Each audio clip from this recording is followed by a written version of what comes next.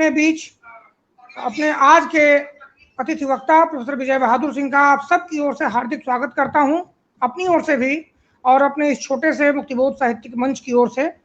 हम सब जानते हैं कि वो हिंदी के मशहूर कवि आलोचक हैं। उन्होंने कई महत्वपूर्ण ग्रंथावलियों का, जिसमें भवानी प्रसाद मिश्र, आचार्य नंदलाल वाजपेयी और दुष्यंत कुमार की रचनावलियों का संपादन किया है। साथ ही वो कवि हैं, आलोचना के क्षेत्र में अत्यंत प्रतिष्ठित नाम हैं और लगातार समकालीन से लेकर जो आधुनिक काल के रचनाकारों पर और रचनाओं पर उनका मूल्यांकन मायने रखता है। उन्होंने अभी हाल के दिनों में छायावाद के सांस्कृतिक डिस्कनेक्ट हो रहा है महत्वपूर्ण लेख लिखा था जो अत्यंत चर्चित हुआ था और जगह जगह छायावाद पर हुई बातचीत में शामिल रहे। जयशंकर प्रसाद पर उनकी एक पुस्तक ही बस प्रकाशित होने वाली है, प्रकाशन की प्रक्रिया में है, अंतिम चरण में है, जिसमें जयशंकर प्रसाद के साथ साथ छायावाद की पृष्ठभूमि और जयशंकर प्रसाद के मूल्यांकन को लेकर जो हिंदी में विवाद रहा है उसको पहली बार उन्होंने रेखांकित किया है। उन्होंने हमारे अनुरोध को स्वीकार किया और हमारे इस मंच से जुड़कर इस बातचीत में शामिल होने का निश्चय किया। आप सब की ओर से मैं उनके प्रति आभार प्रकट करता हूं और उनसे अनुरोध करता हूं कि बिना किसी अन्य विलंब के प्रसाद की इतिहास चेतना पर अपनी बातचीत आरंभ करें। आदरणीय प्रोफेसर विजय बहादुर सिंह जी। हिंदुस्तान की शायद ही कोई कक्षा हो जिसमें कभी भी प्रसाद के अलावा, प्रसाद को छोड़ करके कुछ पढ़ाया जाता हो। जब भी कोई उच्च स्तर का पाठ्यक्रम बनता है या बनाया जाता है, प्रसाद उसमें अनिवार्य तौर पर कहानीकार के रूप में या नाटककार के रूप में या कवि के रूप में उपस्थित रहते हैं। ऊंची कक्षाओं का तो खैर कोई सवाल ही नहीं है, वहां तो वो नाटककार और कवि के रूप में उपस्थित रहते ही हैं। इसलिए प्रसाद पर अगर हम लोग चर्चा न भी करना चाहें तो विश्वविद्यालय के लिए यह अनिवार्य धर्म जैसा है, वो प्रसाद को हिंदी की कक्षाओं में छोड़ करके किसी तरह की उपाधि वितरित नहीं कर सकता। तो प्रसाद हमारे लिए इतने महत्वपूर्ण है, खासतौर से 3 विधाओं में तो बहुत ही महत्वपूर्ण है, कविता, नाटक और कहानी।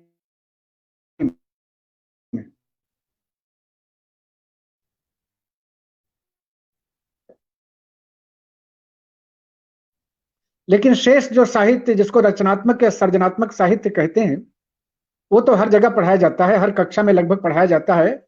मैं समझता हूं कि 8वीं 9वीं से लेकर के और वो उच्च स्तर तक उसका अध्ययन अध्यापन किया जाता है। प्रसाद को पढ़ाते हुए अगर समझदार अध्यापक हैं तो उनकी चेतना की पंखुड़ियां भी खुलती हैं और विद्यार्थी भी उसे अपने आसपास के अनुभवों में शामिल करने में समर्थ हो पाते हैं। आज जो विषय मैंने आपको कहा कि वो प्रसाद की ऐतिहासिक चेतना पर मुझे आपसे कुछ बात करनी है, तो उस संबंध में सबसे पहली बात मैं आपसे ये कहना चाहता हूं, अगर किसी जाति से ये को अपने आप से खुद ये पूछना हो कि आखिर हम क्या हैं, हमारी परंपरा क्या है, हमारी विरासत क्या है, तो ऐतिहासिक चेतना के पास हमें जाना पड़ेगा। आपके पूरे जो भारतीय साहित्य है उसमें जब कभी कोई 2 आदमी अपरिचित मिलते हैं तो 2 शब्दों का आपस में व्यवहार जरूर करते हैं। एक व्यवहार तो ये करते हैं कि आपका कुल क्या है और आपका शील क्या है। ये हमेशा आप देखेंगे, चाहे आप रामायण ले लीजिए, महाभारत ले लीजिए, कालिदास के नाटक ले लीजिए, काव्य ले लीजिए, सब जगह जहां 2 अपरिचित मिलेंगे, और मैं आपको याद दिलाऊं कि कामायनी में भी जब श्रद्धा ने पहली बार देखा मन को, तो सवाल उठ रहा है, पहला ही छंद है, कौन तुम संस्कृति जलनिधि तीर। ये जो है हमेशा आपका परिचय पूछा ही जाएगा। इसलिए जब किसी लेखक को यह चिंता व्याप्ति है कि हम अगर भारत के लोग हैं तो हमारा परिचय क्या है, तो उसे इस सवाल का जवाब भी खोजने की चिंता करनी पड़ती है। प्रसाद हमारे ऐसे ही बड़े लेखक हैं। एक और बात जो मैं आपसे कहना चाहता हूं कि अगर किसी जाति का इतिहास नहीं है तो फिर वह जाति अपनी पहचान को ठीक से कायम नहीं कर सकती। इसलिए आपने देखा होगा कि हमारे जो राष्ट्र कवि थे और माने जाते हैं मैथिली शरण गुप्त, उन्होंने पहला ही सवाल उठाया भारत भारती में, हम कौन थे, क्या हो गए हैं और क्या होंगे अभी। ये जो सवाल है बहुत सपाट लगता है लेकिन बहुत महत्वपूर्ण सवाल है, और अपने इसी सवाल को उठाने के कारण संपूर्ण भारत के लोगों ने उन्हें राष्ट्रकवि की उपाधि दी और वैसा सम्मान दिया और आज भी देते हैं। ये एक बहुत बुनियादी सवाल है। उसमें मैं आपसे कहना चाहता हूं कि आजकल जो सबाल्टर्न स्टडीज हो रही हैं, उनके एक अध्येता हैं सुदीप्त कविराज। उन्होंने एक वाक्य लिखा है कि जाति अस्मिता की पहचान के बगैर कोई भी जाति अपने को, अपनी परंपरा को, अपने पुरखों को पहचान नहीं सकती। लेकिन ये किस माध्यम से पहचानेगी, कैसे पहचानेगी, इसके लिए सुदीप कविराज ये लिख रहे हैं कि बगैर इतिहास बोध के नहीं पहचान सकती। तो ये बहुत आज मौजूद सवाल है हमारे लिए भी, और आज की स्थितियों में तो और भी मौजूद है, क्योंकि हमको कई कई जातियों में, कई कई धर्मों में, कई कई टुकड़ों में बांटा जा रहा। इसलिए जिम्मेदारी खासतौर से साहित्य के लोगों की, विशेषकर हिंदी साहित्य के लोगों की, या बांग्ला साहित्य के लोगों की, या मराठी साहित्य के लोगों की है कि वो अपनी जातीयता की पहचान को फिर से कायम करें और अपने समाज को बताएं कि तुम्हारी असली पहचान क्या है। मैं इसलिए कह रहा था, उन्होंने कही थी कि जिसका इतिहास खो जाता है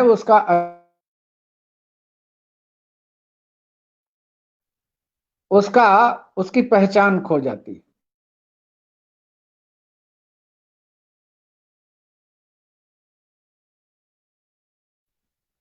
तो इसलिए इतिहास चेतना कोई साधारण सी बात नहीं है जो केवल कक्षाओं में सवाल और उसका इस्तेमाल। सोचना पड़ेगा कि प्रसाद के संदर्भ में अगर हमारे मित्रों ने ये जिज्ञासा प्रकट की है कि हम प्रसाद, तो ये बहुत जरूरी जिज्ञासा है, और एक प्रकार से हमको नए सिरे से जो हमारी मूर्छा है उसको तोड़ने की जिज्ञासा भी है। अब इस संदर्भ में जब हम प्रसाद के,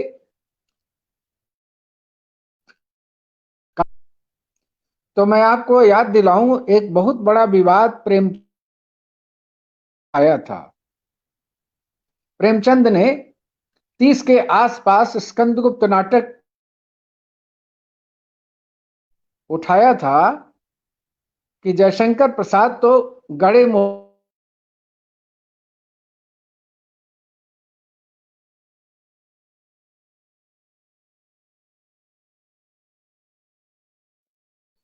कि आखिर प्रेमचंद जैसे बड़े लेखक को, जो बाद में प्रेमचंद और प्रसाद की बहुत गहरी मित्रता हुई और प्रसाद ने निरंतर उनके स्वास्थ्य की, उनके लेखन की चिंता की, और प्रेमचंद की मित्रता का हाल ये बाद में बना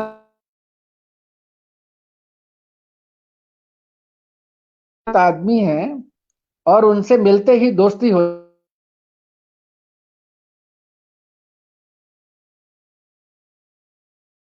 लिखा कि हमारे जो निर्देशक हैं वह चाहते हैं कि आप सीता पर कोई काव्य लिखें जिस पर वो फिल्म बनाए। हालांकि प्रसाद जी ने खैर नहीं लिखा, लेकिन प्रेमचंद ये कहते थे कि प्रसाद गड़े मुर्दे उखाड़ते हैं, वही प्रेमचंद बाद में प्रसाद से अतीत के महान व्यक्तित्वों पर लिखने का अनुरोध कर रहे थे। तो मैं आपसे कहना चाहता हूं कि यह सवाल उठाया था प्रेमचंद ने, और यह सवाल भले ही प्रेमचंद ने क्षमा मांग ली हो और खत्म हो गया हो, लेकिन खत्म हुआ नहीं, क्योंकि फिर प्रेमचंद के अलावा इस सवाल को मुक्तिबोध ने उठाया। आज सुबह हमारे आयोजक मित्रों ने, खासतौर से सूर्यनारायण जी ने यह सवाल उठाया था कि प्रसाद अतीत में जाकर ये क्या करते हैं, और ये कहीं इनका अतीत राग तो नहीं है। तो मैं ये कहना चाहता हूं कि हाँ, उनका अतीत राग है। अगर राग बहुत खूबसूरत चीज है तो प्रसाद का अतीत राग भी बहुत खूबसूरत बात है, लेकिन उसके अर्थ को हमें समझना होगा कि प्रसाद का अतीत राग क्यों है, किस लिए। और मैं आपसे कुछ कहूं इस बारे में, इससे ज्यादा बेहतर होगा कि मैं मुक्तिबोध का कहा हुआ आपको याद दिलाऊं कि मुक्तिबोध प्रसाद को लेकर के, उनके इतिहास बोध को लेकर के, उनके पुराण लेखन को लेकर के क्या कहते हैं। एक बात तो कहते हैं कि मैथिली शरण गुप्त भी अतीत की तरफ जाते हैं, लेकिन उनको पढ़ते हुए हमें अतीत के प्रति मोह तो होता है, राग तो होता है, लेकिन उस अतीत से हमें शक्ति प्राप्त नहीं होती, प्रेरणा प्राप्त नहीं होती, ऊर्जा प्राप्त नहीं होती। प्रसाद की सबसे बड़ी विशेषता यह है कि वो हम उस अतीत में जाकर के हमें अपनी राष्ट्रीय महत्ता का बोध कराते हैं। एक बात। दूसरी बात, वो कहते हैं कि गुलाम भारतवर्ष जो था, प्रसाद अतीत में जाकर उस वर्तमान गुलाम भारतवर्ष को ये याद दिला रहे थे कि तुम्हारी विरासत क्या थी, तुम्हारे पुरखे क्या थे, तुम्हारी परंपरा क्या थी, तुम्हारा पौरुष बोध क्या था, और उस पौरुष बोध की बार बार वो याद दिलाते हैं।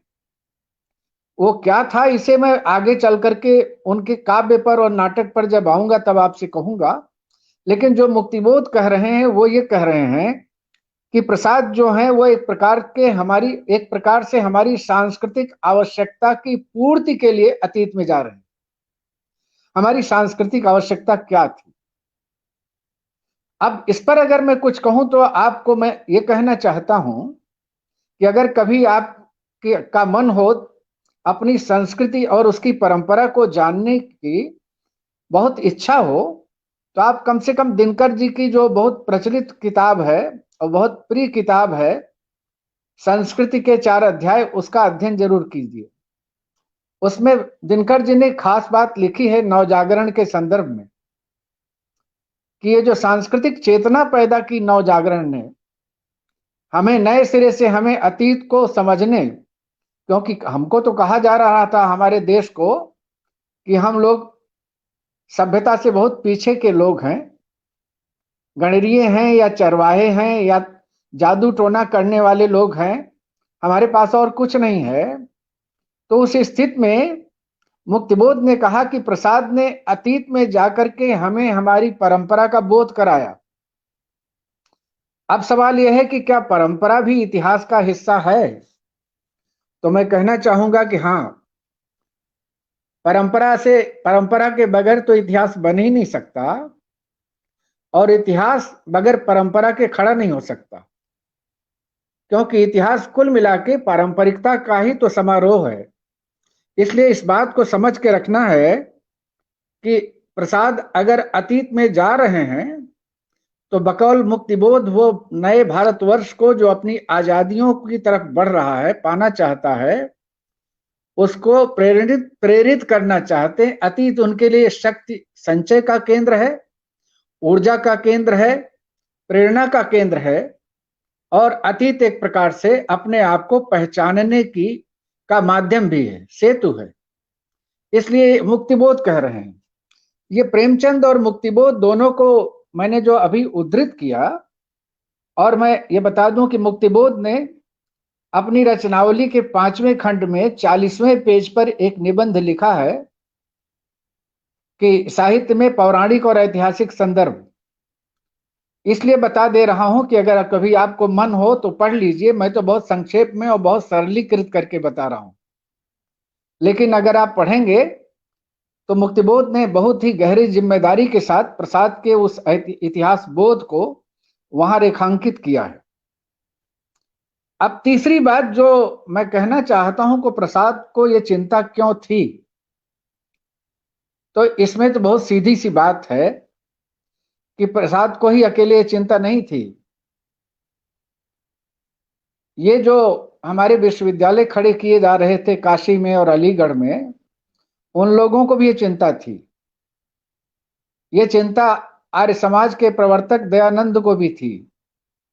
ये चिंता महाराष्ट्र में प्रार्थना समाज से जुड़े हुए रानाडे को भी थी।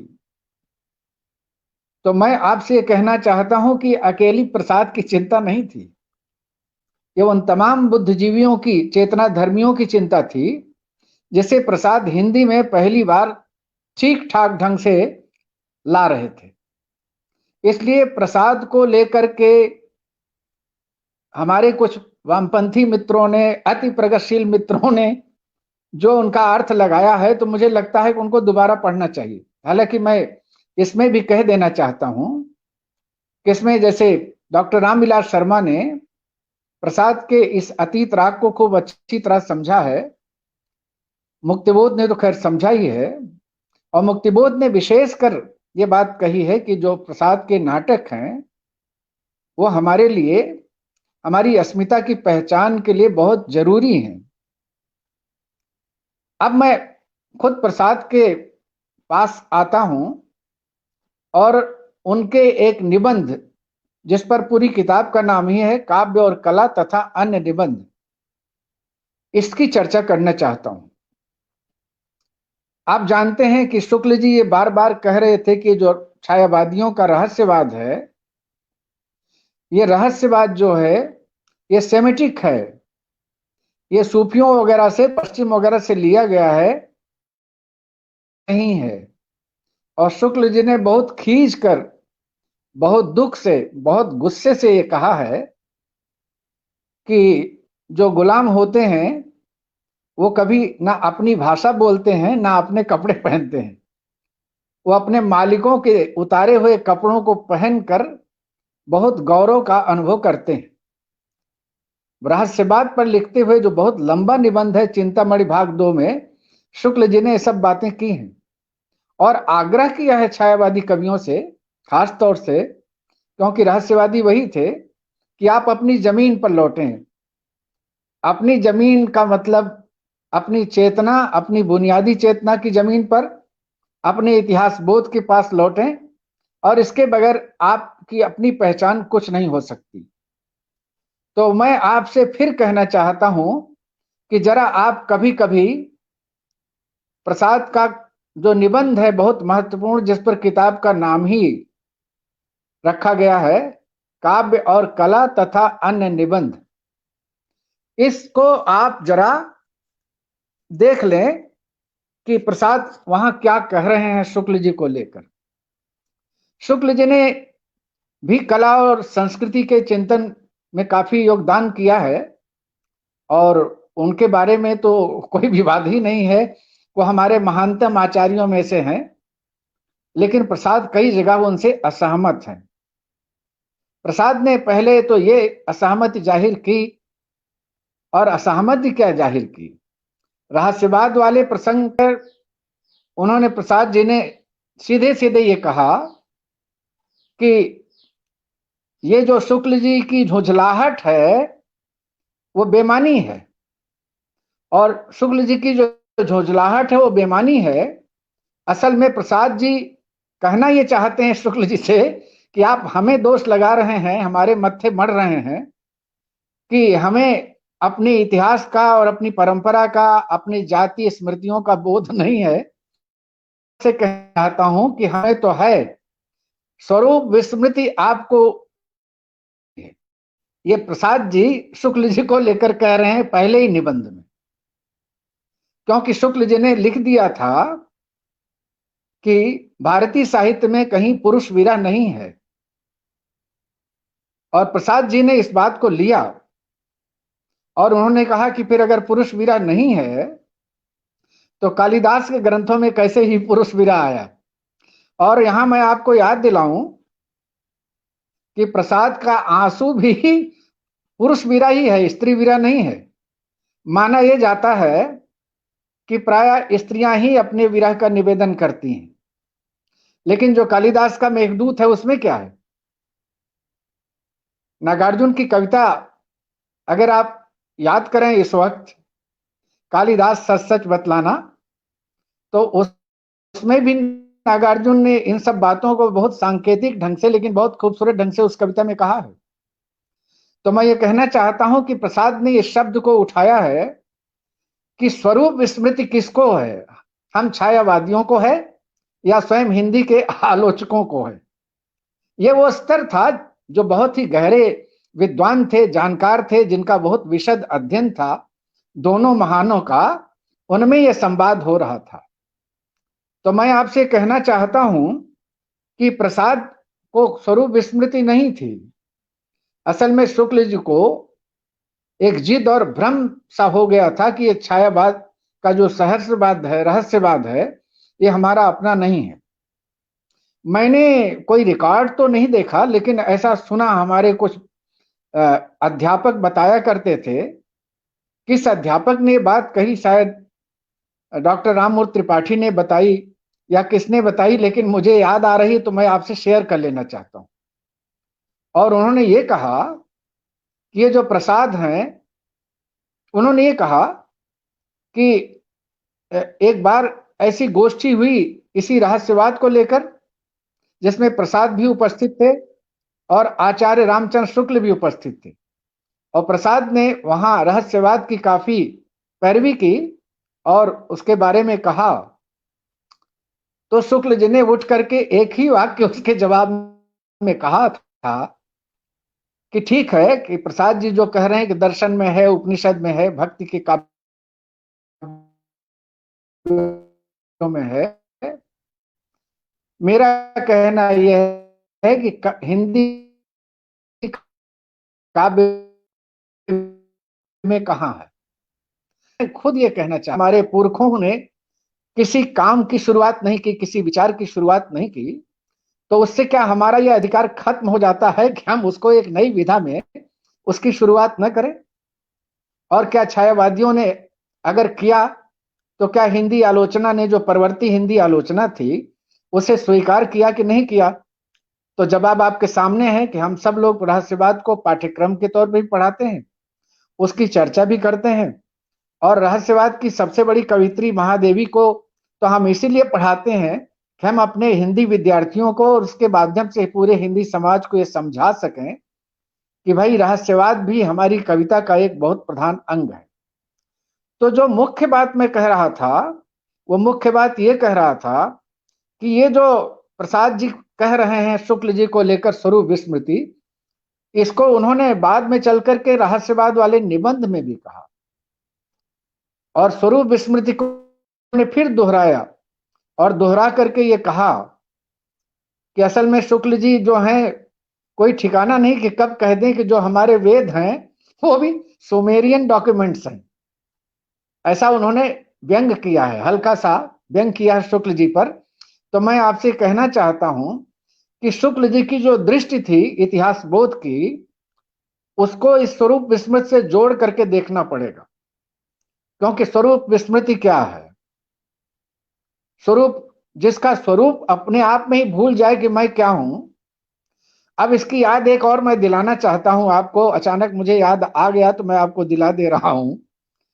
निराला का तुलसीदास वाला जो मनोवैज्ञानिक खंड काव्य है, उसमें उनके तुलसीदास जब अपनी पत्नी रत्नावली से मिलने जाते हैं और अर्धरात्रि में जाते हैं, तो आप ये देखें कि रत्नावली का जो पारा है वो गुस्से से, क्योंकि बगैर बुलाए किसी दामाद का अपनी ससुराल में पहुंच जाना ये हमारी परंपरा में बहुत अपमानजनक माना जाता है, और माना जाता है कि वो कामांध हो गया इसलिए चला आया है।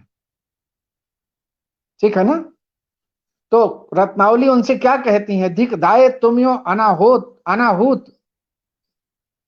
माने हमने बुलाया नहीं, हमारे घर वालों ने, हमारे पिता ने, हमारे भाई ने, हमारी माँ ने तो तुम्हें बुलाया नहीं, और तुम अपनी पहचान भी भूल गए।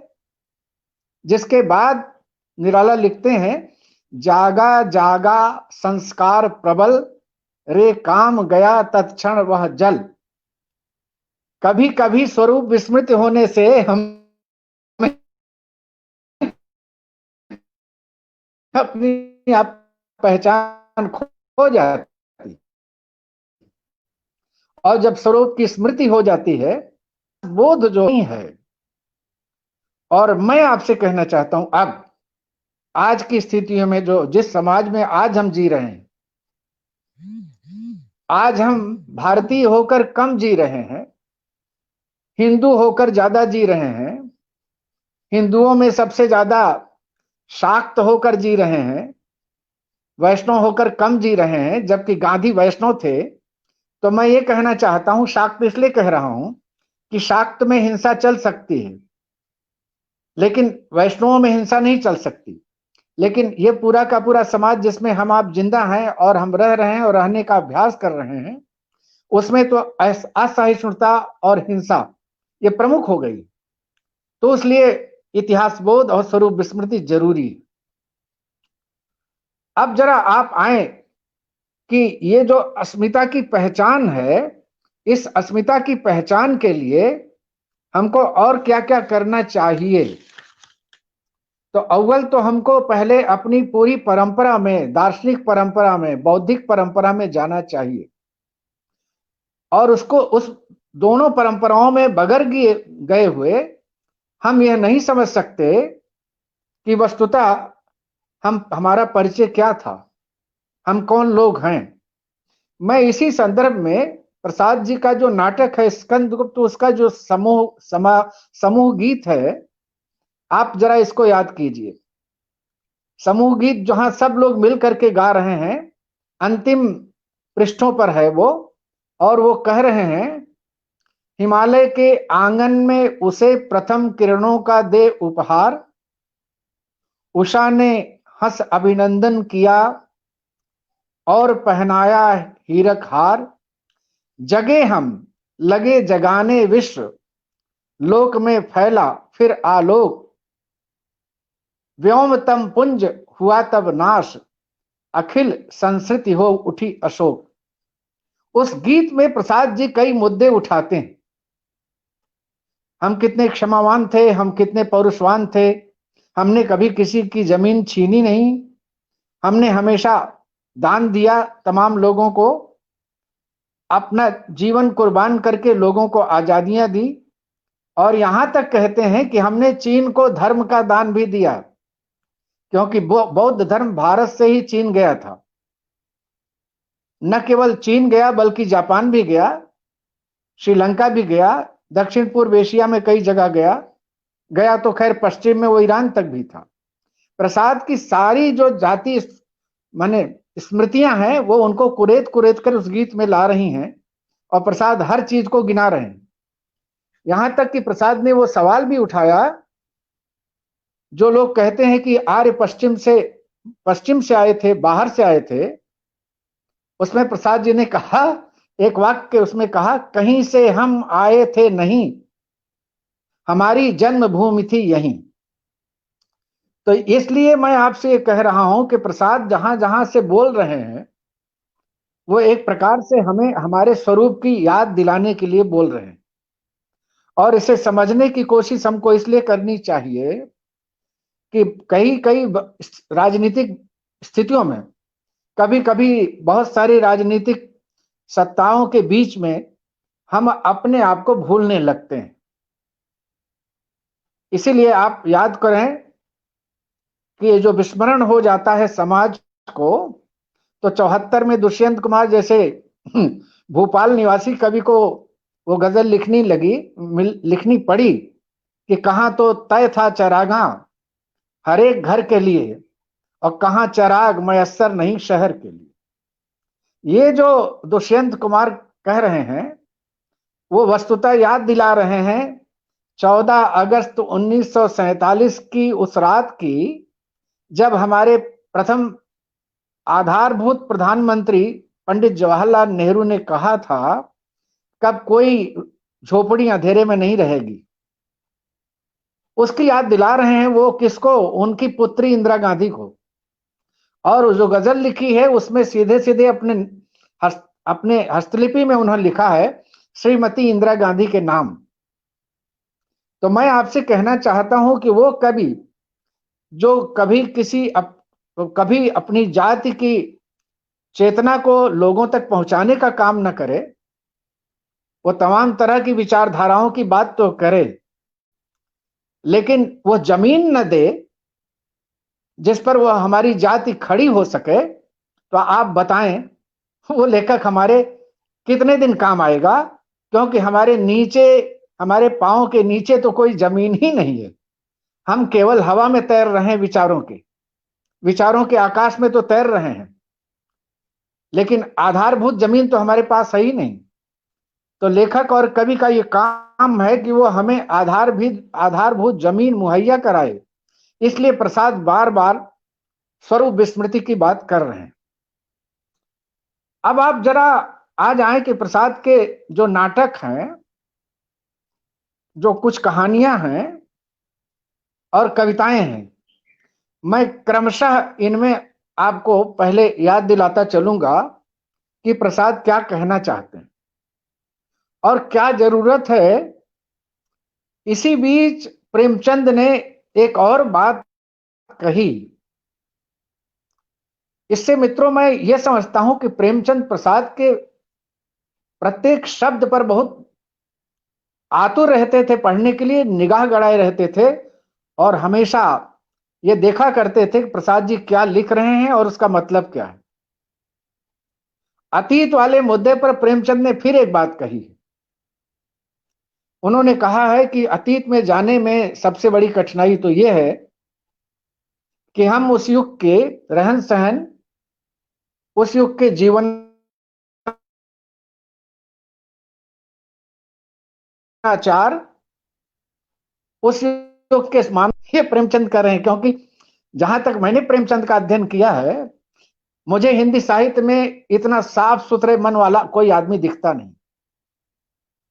प्रेमचंद जो हैं, अगर कोई गलत बात भी कह रहे होंगे तो उसको भी वो उसी साफ सुथरे मन से कह रहे होंगे जिसमें उनका कोई अलग कुछ इंटेंशन नहीं है, अलग आशय नहीं है, वो बल्कि अपनी अज्ञानता में कह रहे हैं। लेकिन यहां तो प्रसाद जी से डायलॉग करते हुए कह रहे हैं कि आप अतीत में जाएंगे तो ठीक, लेकिन आप हमें यह बताएं कि आप मान लीजिए 2000 साल के पहले जाते हैं या आज के 1800 साल पहले जाते हैं, तो वहां कौन से लोग कैसे रहते थे, किस भाषा में बात करते थे, क्या पहनते थे, क्या खाते थे, इसका चित्रण चरित्रों के संदर्भ में आप कैसे करेंगे?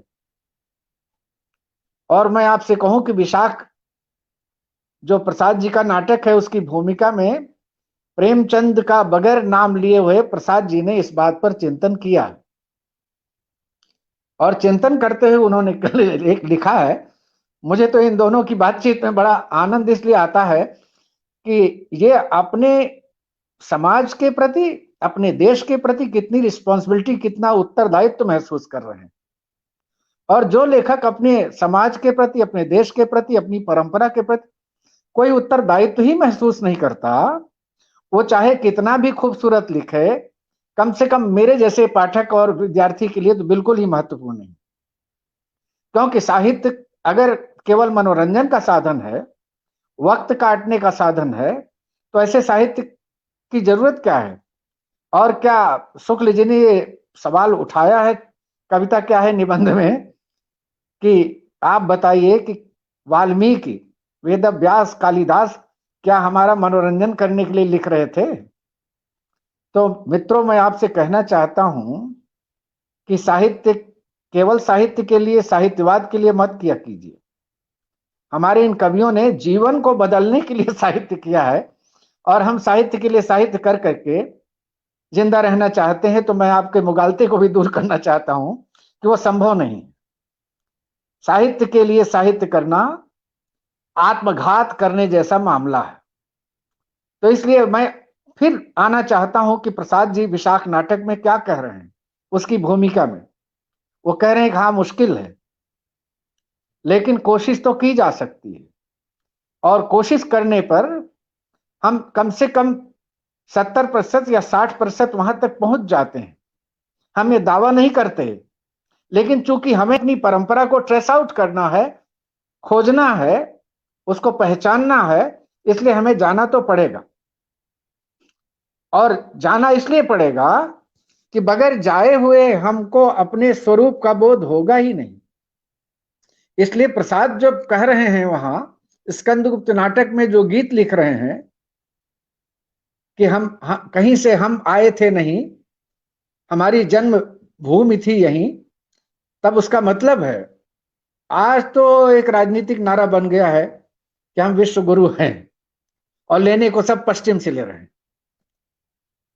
बुलेट ट्रेन जापान से आ रही है। माने हम विश्व गुरु भी हैं, और हमको दूसरों के ज्ञान लेने में ही अपना महत्व समझ में आ रहा। इसी से आप समझ लें कि हम किस प्रकार के विश्व गुरु आज हैं। इससे बेहतर तो हमें आजाद होने के समय का जमाना याद आता है, जब हम ये देखते थे कि हमारे यहाँ तरह तरह की संस्थाएं बन रही हैं, और एक नया भारत नए सिरे से खड़ा किया जा रहा।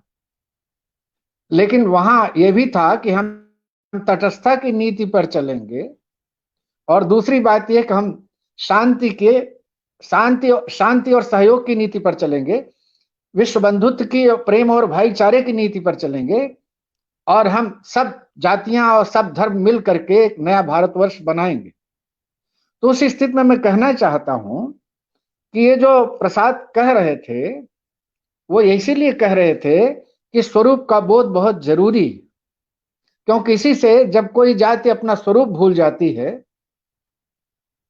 जिसको रत्नावली ने कहा, कैसी रचना कैसे विराम पर आए, कि ईश्वर ने तुम्हें किस लिए रचा था और क्या करने आ गए हो। तभी तो निराला को अपने स्वरूप का बोध, तुलसीदास को अपने स्वरूप का बोध हुआ। और ये केवल तुलसीदास को ही नहीं हुआ। प्रसंग आया है तो मैं आपसे ये भी कह दूं, थोड़ा सा गप मारने का हक भी बोलने वाले को दिया जाना चाहिए, कि निराला को ठीक से खड़ी बोली नहीं आती थी। वो दो ही भाषाएं जानते थे, या तो बंगला और या बैसवाड़ी। बंगला इसलिए महिषादल में उनका लालन पालन हुआ, तो बंगला उनके लिए आम बात थी। और घर में बैसवाड़ी बोलते थे, अवधी, तो वो उनको मालूम था। लेकिन खड़ी बोली वो ठीक से नहीं लिख सकते थे। जब उनकी पत्नी मनोरमा देवी ने उनसे कहा कि बहुत बड़े कवि तो बनते हो, लेकिन तुम्हें खड़ी बोली तो आती नहीं। तो केवल ये तुलसीदास के साथ रत्नावली वाला मामला नहीं है, निराला के जीवन का भी अपना मामला है। और फिर निराला ने जैसी खड़ी बोली लिखी, उससे आप परिचित हैं। कभी कभी पत्नियां भी चाहें तो अपने पति के जीवन में इस तरह का सहयोग करके उनको उनके स्वरूप की याद दिला सकती, लेकिन ज्यादातर पत्नियां ऐसा नहीं करती, क्योंकि स्वरूप की स्मृति हो जाएगी तो ये घर परिवार से ज्यादा कुछ समाज के बारे में, संसार के बारे में सोचने लगेगा। तो खैर, जाने दीजिए, एक गप था जो मैंने आपको सुना दिया। अब मैं ये कहना चाहता हूं कि विशाख नाटक में ये सब लिखने के बाद प्रसाद जी जो इससे बाद में 2-3 नाटक लिखते हैं, खासतौर से 3 नाटकों की चर्चा मैं आपसे करना चाहूंगा। एक नाटक तो जो है स्कंदगुप्त, जो प्रायः एमए की कक्षाओं में पढ़ाया जाता है और बहुत अच्छा माना जाता है मंचन की दृष्टि से भी। दूसरा नाटक है जो बहुत काव्यात्मक है और महाकाव्यात्मक है, चंद्रगुप्त। वो कक्षाओं में, हमारी कक्षा में तो खैर था, क्योंकि हम लोग आचार्य वाजपेयी के विभाग में थे, और आचार्य वाजपेयी ही प्रसाद के सबसे बड़े बुनियादी आलोचक थे। और हिंदी के सारे आलोचकों ने जब भी प्रसाद की चर्चा की, चाहे नामवर सिंह हो चाहे मुक्तिबोध हो, आचार्य वाजपेयी को बगैर रेफर किए आगे नहीं बढ़ते। तो मैंने ये कहा कि उन्होंने चंद्रगुप्त नाटक रख दिया था, हम लोगों के पाठ्यक्रम में स्कंदगुप्त भी रखा था, लेकिन प्रसाद जी का एक और नाटक है ध्रुव स्वामिनी। आप जरा इन नाटकों की भूमिकाएं पढ़िए, इतनी लंबी लंबी भूमिकाएं प्रसाद लिख रहे हैं स्कंदगुप्त की, चंद्रगुप्त की, और इतनी गहरी, क्रांतिकारी और परिवर्तनकारी भूमिका वो लिख रहे हैं ध्रुव स्वामिनी की, कि अगर इन भूमिकाओं को आप नहीं पढ़ते तो मुझे लगता है आपने प्रसाद के नाटकों को समझा ही नहीं। आप जरा कभी प्रसाद को पढ़ते हुए इनकी भूमिकाएं जरूर पढ़िए। जैसे कि अपने यहां माना जाता है कोई विक्रमादित्य था, विक्रमादित्य के नाम से कैलेंडर भी चलता है, विक्रम शताब्दी वाला। तो सीधी सी बात है कि विक्रम शती अगर 57 साल ईसा से पहले है, तो इसका मतलब है वो कोई व्यक्ति होगा जो ईसा से पहले पैदा हुआ होगा, तभी तो विक्रम संवत चलेगा, नहीं तो नहीं चलेगा। अगर उस विक्रमादित्य को हम 4वीं शताब्दी में लाएंगे चंद्रगुप्त विक्रमादित्य से जोड़ के, तो फिर विक्रम संवत को भी हमें 400-500 साल पीछे लाना पड़ेगा। तो इसलिए प्रसाद जी ने जो स्कंदगुप्त नाटक लिखा उसमें ये इस बात को काफी माने तर्कपूर्ण ढंग से खोजा और उत्तर दिया कि विक्रमादित्य कौन था, और ये जो विक्रमादित्य है ये इसका असली नाम क्या था, तो उन्होंने स्कंदगुप्त नाम दिया। दूसरी बात उसी में चंद्रगुप्त नाटक में उठाते हैं कि ये मौर्य क्या क्षत्रिय थे। नहीं, मैं फिर से पीछे जाऊंगा। स्कंदगुप्त नाटक में एक और बात प्रसाद जी कहते हैं, क्योंकि उससे आप परिचित हैं इसलिए मैं उसको कह दूं लौट करके, कि वो जो मातृगुप्त का वाला सवाल उठाते हैं कि मातृगुप्त ही का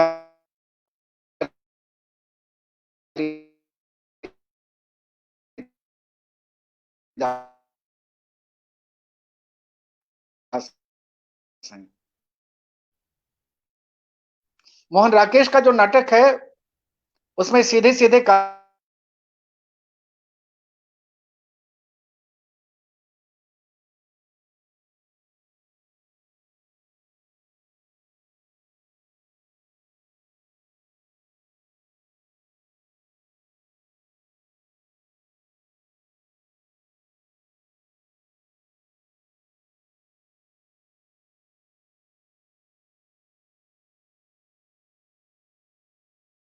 हाँ ठीक है, सुनाई पड़ रही है। तो मैंने कहा कि सुनाई पड़ रही ना सूर्य नारायण जी?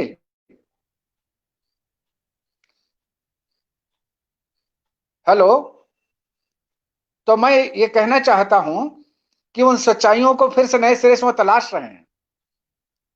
चंद्रगुप्त नाटक सुनाई में पड़ वो रही है, और सवाल लेके आवाज आ बैठ रही है गए सर? हैं। ठीक है, धन्यवाद। हाँ एक और सर, सवाल लेके बैठ गए हैं आवाज आ रही है। कि उन सच्चाइयों को फिर से नए सिरे से सुन लिया मैंने।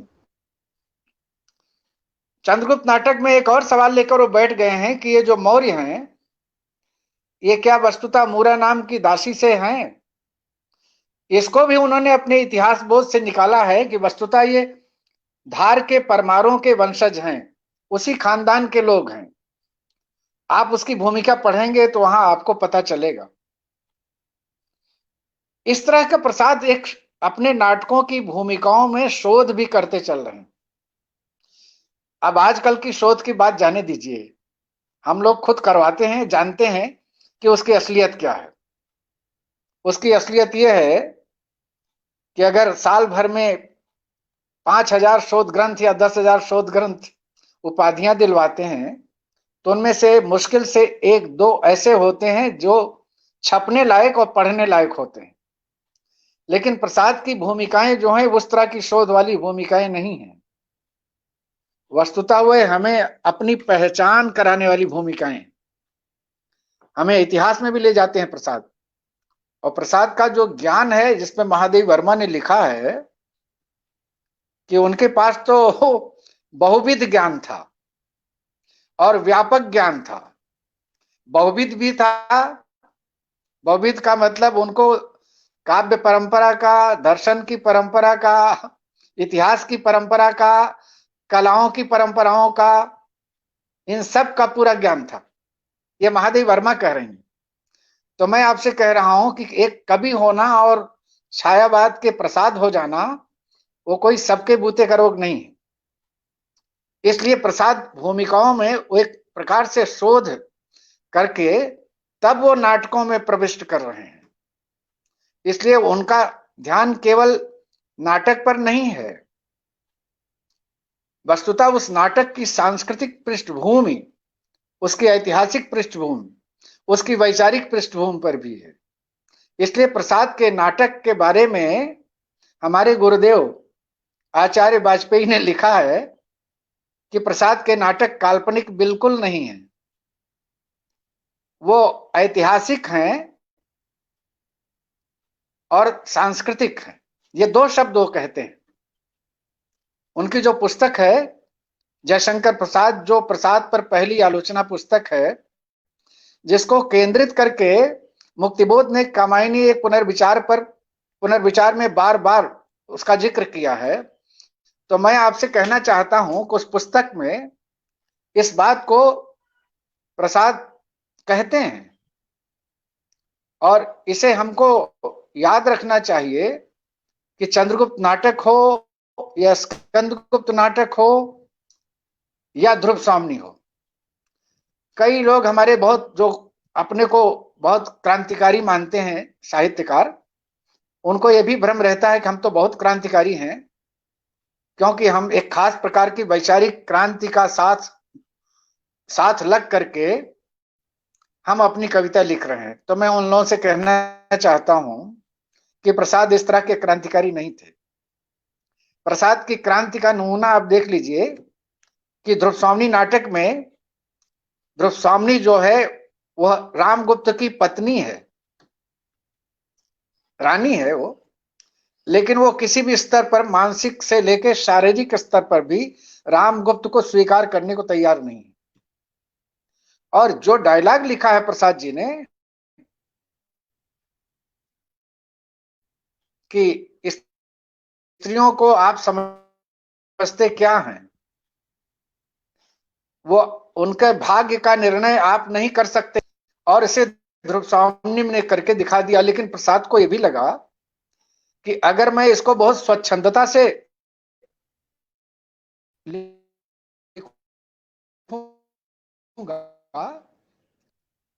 इसलिए उन्होंने पूरा शास्त्र उद्धृत किया वहां कि किन स्थितियों में एक विवाहिता पत्नी दूसरे से विवाह कर सकती है। जरा उसकी भूमिका आप देखें। बहुत सारे लोग आज स्त्री विमर्श कर रहे हैं। चंद्रगुप्त नाटक में जो सुवासिनी और कार्नेलिया की बातचीत है स्त्रियों को लेकर के, मैं इन स्त्री विमर्श करने वाले लोगों से पूछना चाहता हूं कि क्या कभी उस विमर्श को भी उन लोगों ने ध्यान से पढ़ा? कार्नेलिया पूछ रही है सुवासिनी से कि तुम विवाहिता स्त्रियों को क्या समझती हो, और सुवासिनी जवाब दे रही है। अब आप कल्पना कर सकते हैं, ना सुवासिनी, ना कार्नेलिया पूछ रही है, ना सुवासिनी जवाब दे रही है। दोनों प्रसाद के कल्पित पात्र हैं या ऐतिहासिक पात्र हैं, लेकिन यही कहा होगा ना कहा होगा हमें नहीं मालूम, लेकिन प्रसाद तो कह रहे हैं। सवाल पर फिर से दोहरा रहा हूं कि कार्नेलिया कह रही है कि तुम विवाहिता स्त्रियों को क्या समझती हो, सुवासिनी जवाब दे रही है, धनियों के आमोद का कटा छटा शोभा वृक्ष, कोई डाली स्वच्छंदता से बढ़ी कि कुतर दी गई।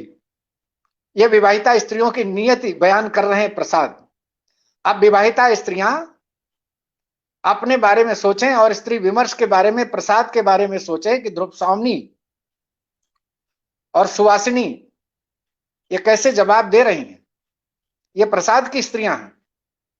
प्रसाद की स्त्री है जो हिमाद्रि तुंग श्रृंग लेकर गा रही है, अलका। हिमाद्रि तुंग श्रृंग से प्रबुद्ध शुद्ध भारती, स्वयं प्रभा समुज्ज्वला स्वतंत्रता पुकारती। ये प्रसाद की ही स्त्री है।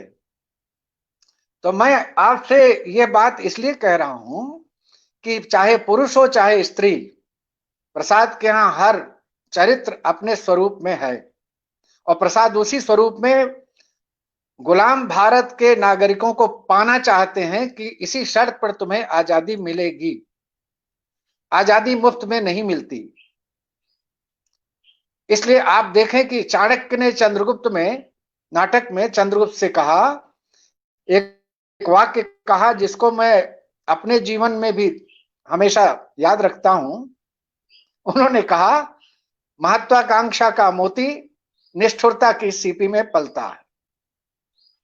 महत्वाकांक्षा का मोती निष्ठुरता की सीपी में पलता है। ये जो महत्वाकांक्षा का मोती है, चाहे वो आजादी का हो और चाहे किसी और चीज का, चाहे नहीं भारत का निर्माण का हो, आपको एक खास दृष्टिकोण से निर्मम भी होना पड़ेगा। इसलिए आपको मैं याद दिलाऊं कि अब मुझे याद नहीं आ रहा ये किसने कहा, निराला ने कि प्रसाद ने, लेकिन ये बात कही गई है कि अगर कली को फूल बनना है, उसकी कोमलता की रक्षा के लिए कांटों का होना जरूरी है। ये कविता में कहीं कहा गया है, लेकिन अब मुझे याद नहीं है, लेकिन है ये कहीं कहा गया। तो मैं आपसे कहना चाहता हूं कि प्रसाद किस किस जगह से बोल रहे हैं। प्रसाद ने बुद्धिजीवियों के बारे में भी कहा, क्योंकि प्रसाद के यहाँ जो चाणक्य है वो वैसे तो ब्राह्मण है ही, लेकिन वो ब्राह्मणों में मैं आपसे कहना चाहता हूं, उस समय जितने ब्राह्मण थे, उन ब्राह्मणों में जिसको सुजात ब्राह्मण कहते हैं, उनके बीच में वो कुजात ब्राह्मण था उस समय के ब्राह्मणों की दृष्टि में। क्योंकि आप जरा देखें चंद्रगुप्त नाटक में या जो चाणक्य सीरियल आया है, उसमें कितने ब्राह्मणों ने चाणक्य का साथ दिया। सब लोग तो व्याकरण, धर्मशास्त्र, नीति शास्त्र पढ़ाने में लगे थे, लेकिन प्रसाद का जो चाणक्य है वो क्या कहता है, अमात्य राक्षस से और अमात्य वरुण से वो उसको फुसलाने के लिए जा रहे हैं जेल में, और उससे कह रहे हैं कि तुमको हम जेल से बाहर ले आएंगे, तुम हमारे वार्तिक, हमारे वो जो हमने किताब लिखी है उसका वार्तिक लिख दो। चाणक्य क्या कहता है, वो ठीक वाक्य मुझे याद नहीं, लेकिन जो वो कहना चाहता है उसको मैं अपने शब्द में आपसे कह रहा हूं कि ब्राह्मण होकर मुझे कुत्ते का पाठ पढ़ाना चाहते हो। मैं शास्त्र प्रणेता हूं,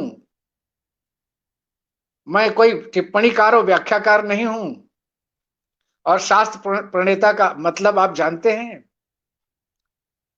अभी भी 4-6 साल से एक नया संविधान शास्त्र बनाया जा रहा है और उसी से फिर हमारी जीवन रेखा तय होगी, जीवनचर्या तय होगी। चाणक्य वो कह रहा है कि मैं एक नया मगध साम्राज्य बनाना चाहता हूं, मैं उसके शास्त्र रचना में लगा हुआ हूं, मैं तुम्हारी किसी किताब की टिप्पणी करने और संपादन करने नहीं जा रहा हूं। और ब्राह्मण का काम ये नहीं है, अन्य तमाम ब्राह्मणों से वो अपने को अलग करता है। यह भी प्रसाद की ऐतिहासिक चेतना है कि एक बुद्धिजीवी को क्या करना चाहिए। बुद्धिजीवी सिर्फ वो हो सकता है जो अपने समय के सबसे कठिन सवाल से आंखें चार करे। वो बुद्धिजीवी नहीं हो सकता कि 10 किताबें पढ़ के 5वीं उगल दे। बुद्धिजीवी लोहिया थे, गांधी थे,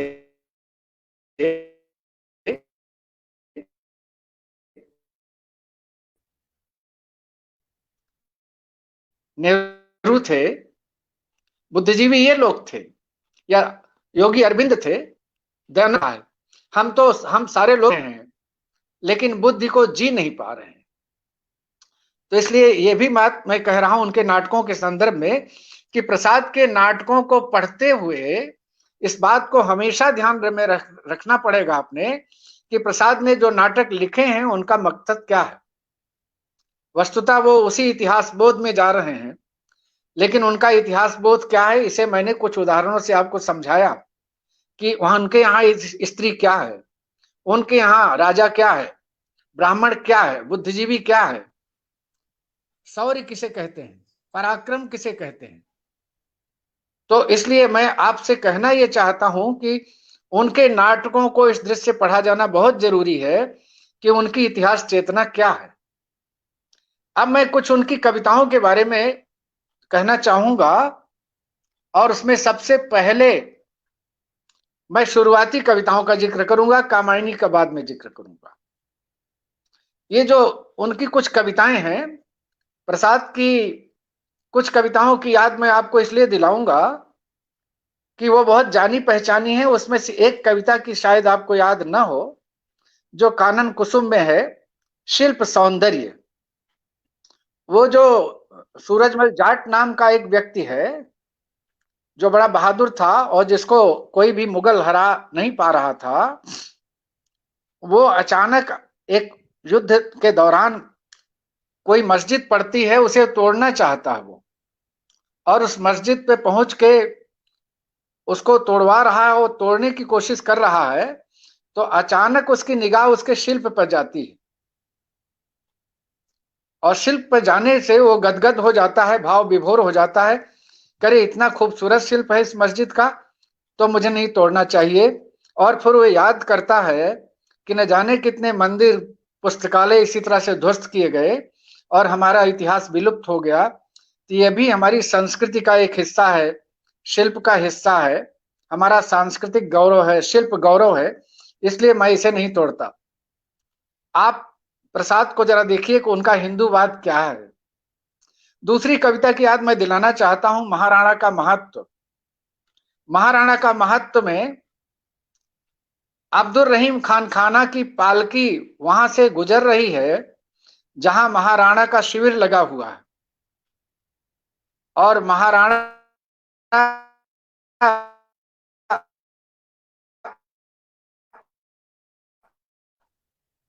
के पुत्र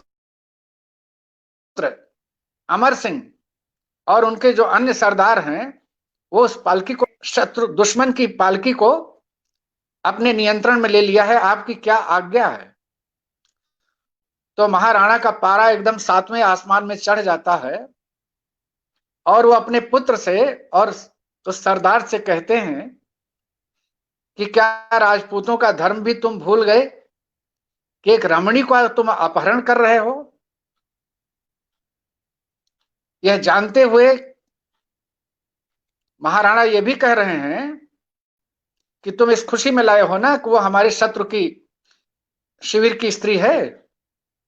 तो स्त्री है केवल, चाहे वो शत्रु की हो चाहे मित्र की हो, उसके साथ तुम्हें कैसा व्यवहार करना चाहिए इसे समझ लो, और इसको उसी सम्मान के साथ उस शिविर तक बहुत अपने अंगरक्षकों के साथ पहुंचाओ। कविता यहीं खत्म नहीं होती, उसके आगे जब वो, और पत्नी तो रहीम खान खाना की थी, आप रहीम खान खाना से परिचित हैं। रहीम खान खाना से जब उसने कहा तो उसने एक बात और कही कि ऐसे भले आदमी, इससे महान आदमी से तुम लोग लड़ रहे हो, उसको परेशान कर रहे हो, उससे युद्ध कर रहे हो, तुम कोई बहाना बनाकर अपना सेनापति तो छोड़ो और निकल जाओ कश्मीर की तरफ और अकबर से क्षमा मांग लो। खान खाना दरबार में जाते हैं, और दरबार में जाने के बाद वे अकबर से बहाना करते हैं कि मुझे कुछ दिन, मेरी तबीयत ठीक नहीं रहती, मैं कश्मीर जाना चाहता हूं, कुछ दिन का अवकाश मुझे दे दीजिए। तो अकबर तो जैसे थे आप जानते हैं कि वो महान थे, उन्होंने इस बात को पकड़ा कि ये कहना कुछ और चाहते हैं, कह कुछ और रहे हैं। तो उन्होंने अंततः उनको कहा कि आप जो कहना चाहते हो वो कहो। तो उन्होंने कहा कि हमारी पत्नी के साथ ऐसा ऐसा हुआ, बेगम के साथ, और अब मेरा मन नहीं है कि महाराणा से युद्ध करूं। आपको जानकर आश्चर्य होगा कि प्रसाद जो कविता को समाप्त कर रहे हैं वहां, तो अकबर कह रहा है कि हाँ, भले ही वो हमारी बात मानने को राजी ना हो, लेकिन आज से उसके साथ युद्ध बंद। ये जो हिंदू मुसलमान के रिश्तों को प्रसाद ने लिया है शिल्प सौंदर्य से लेके महाराणा का महत्व में, उसका मतलब क्या है, प्रसाद कैसा हिंदुस्तान चाहते थे।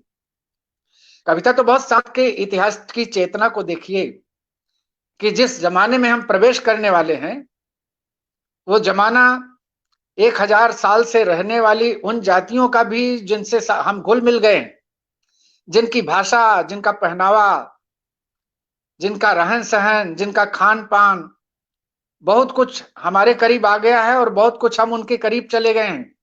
हमारे स्थापत्य, हमारा संगीत सब आसपास चला गया है, एक हो गया है। तो अब अगर हमको आगे रहना है तो प्रसाद किस सपने को बुन रहे हैं हिंदुस्तान के, इस पर विचार किया जाना चाहिए। ये उनका इतिहास बोध था।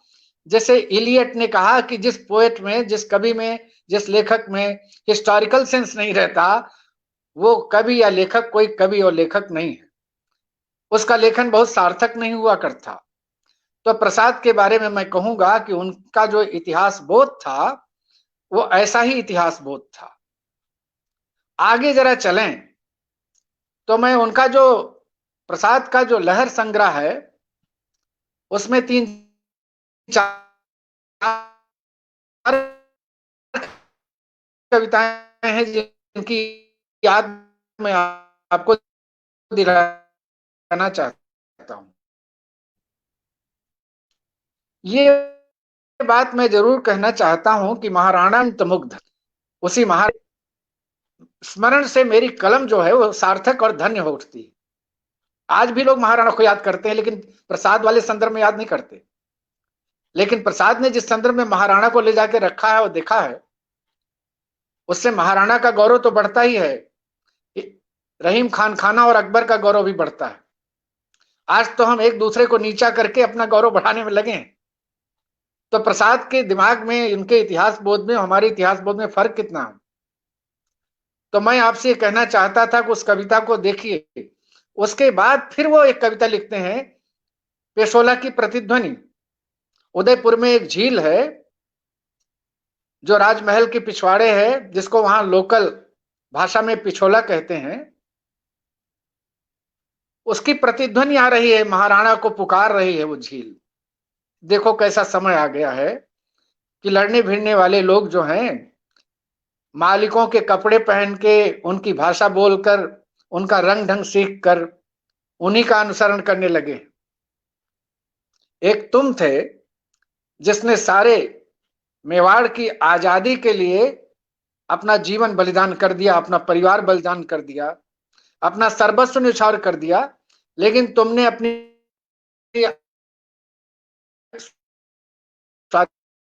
स्वाधीनता को, अपनी आजादी को, अपनी संप्रभुता को हर कीमत पर कायम रखा। मैं अब आपसे पूछना चाहता हूं कि प्रसाद क्या उस वक्त मुगलों के बारे में कह रहे हैं?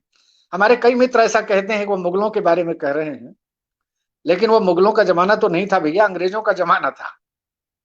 इसलिए उनके लिए कह रहे हैं प्रसाद, क्योंकि वो इतिहास को गा नहीं रहे थे, वो इतिहास बोध से संपन्न थे। इसलिए हमारा इतिहास बोध बता रहे थे कि महाराणा जिस तरह से अपनी आजादी के लिए लड़े थे, उस तरह ब्रिटिशों से, गोरों से हमें अपनी आजादी के लिए लड़ना चाहिए। ये बात जो प्रसाद के इतिहास बोध में है, ऐतिहासिक चेतना में है, इसकी राष्ट्रीयता पर कभी आप विचार कीजिएगा। क्योंकि राष्ट्रीय काव्य तो अलग है, लेकिन एक बड़े आलोचक ने लिखा है कि राष्ट्रीयता केवल राजनीतिक आंदोलन से जुड़ना नहीं है, बल्कि राष्ट्र की उस सांस्कृतिक विरासत की चेतना को अपने काव्य में और लेखन में उतारना है, जिससे हमारा ये देश पहचाना जाता है। तो इसलिए मैं ये कह रहा हूं कि इस पर भी आप विचार करें कि आखिर प्रसाद क्या कर रहे थे।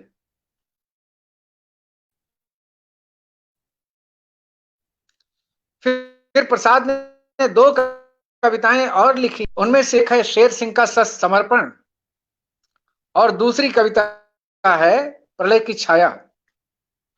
प्रलय की छाया ऐतिहासिक दृश्य से पहले है, वो अलाउद्दीन खिलजी के जमाने की बात है, और पद्मिनी वाली जो घटना घटी है उससे पहले की है। जैसे जैसे वो गद्दी पर बैठा, तैसे उसने भारत विजय का संकल्प किया, तो उसने गुजरात भेजा सबसे पहले, क्योंकि गुजरात बहुत उस समय मालदार प्रदेश था। मालदार तो खैर अब भी है। तो उस स्थिति में मैं ये कहना चाहता हूं कि प्रसाद ने भेजा अपने सैनिकों सिपाही सालारों को, तो वहां खैर वो राजा तो कर्णदेव जो है पलायन कर गया, लेकिन जब वो अपनी रानी के साथ कहीं बीच में पलायन करते हुए सो रहा था, तो अचानक फिर उसको पकड़ने की कोशिश की गई, तो अपनी 6 महीने की बेटी को लेकर तो भाग गया, लेकिन रानी छूट गई जिसका नाम कमला था। तो रानी कमला जो है उसको इतना अभिमान था अपने रूप का,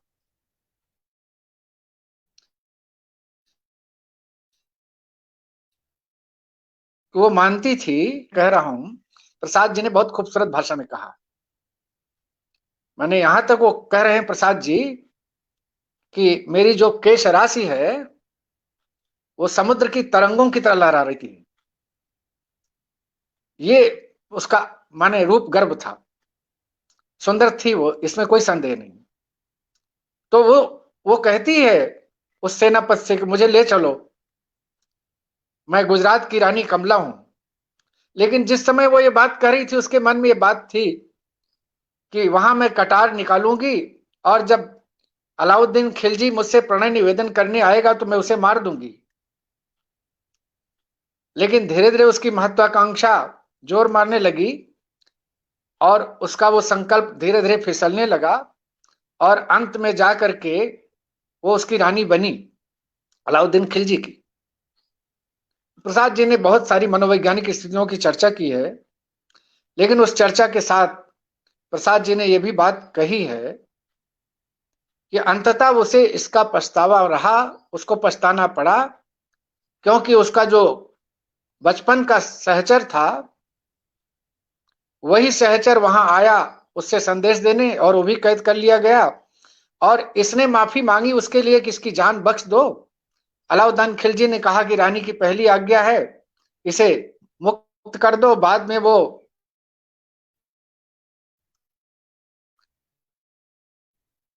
उसने इस्लाम स्वीकार जी को उसके एक गुलाम ने, मलिक काफूर ने, बीमारी की दशा में लाचार होकर के खत्म किया। मारा तो नहीं, लेकिन वो ऐसा कर दिया कि वो अपने आप गया वो, और उसके बाद उसके पूरे खानदान को इस रानी कमला के उस सेवक ने मारा जिसने इस्लाम धर्म स्वीकार कर लिया था, मानिक नाम था उसका। तो मैं ये कहना चाहता हूं कि जब उसने ये कर लिया, मानिक ने सफाया कर दिया पूरे खिलजी वंश का, तब उसने कहा कि तुम्हारा रूप जो है जीवित अभिशाप है। और उस समय उसके मन में फिर ग्लानि पैदा होती है, पश्चाताप पैदा होता है, और वो सोचती है कि मैंने अपने देश के लिए, अपनी परंपरा के लिए, अपनी विरासत के लिए जो मैं संकल्प लेके आ गई उसको भूल गई मैं, और ये मेरा सबसे बड़ा अपराध है। और मुझे आज जीवन में कुछ नहीं मिला, मेरी जिंदगी पूरी तरह से एक माया स्तूप थी। तो जो लोग देश के प्रति इतना का निर्वाह नहीं कर पाते, प्रसाद जी वो बात वहां कह रहे हैं। कभी अवसर आएगा, अब तो मैंने अपनी किताब में ये सब चीजें लिख दी हैं, आप किताब आएगी तो उसमें पढ़ लेंगे कि मैंने हमारे मित्र राजेश जोशी ने कहा कि वो कविता जरा बड़ी उलझी हुई है, उसको पकड़ने में